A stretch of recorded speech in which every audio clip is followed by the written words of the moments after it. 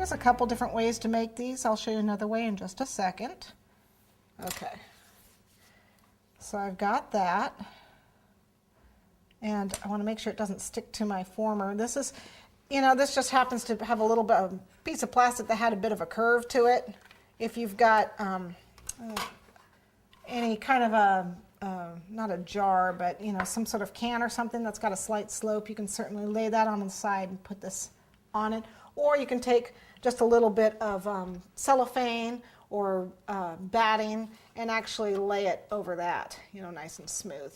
But we're going to go ahead. I have a former, so I'm just going to stick it on that just so it has a slight curve, or you can not curve it. You don't have to curve it. The next thing I want to do is actually create the point.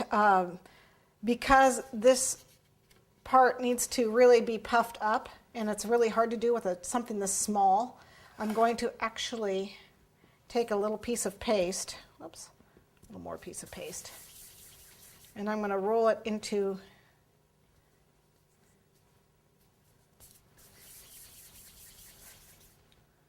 okay.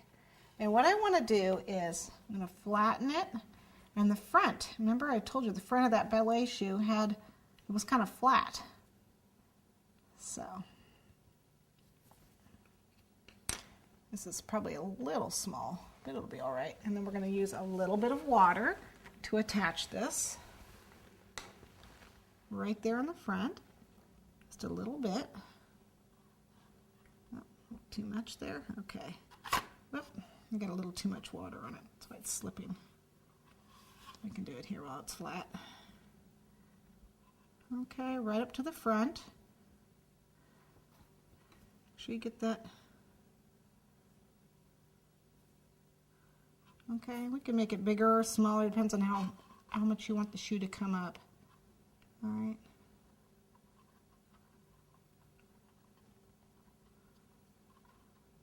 Just mold it around a little bit.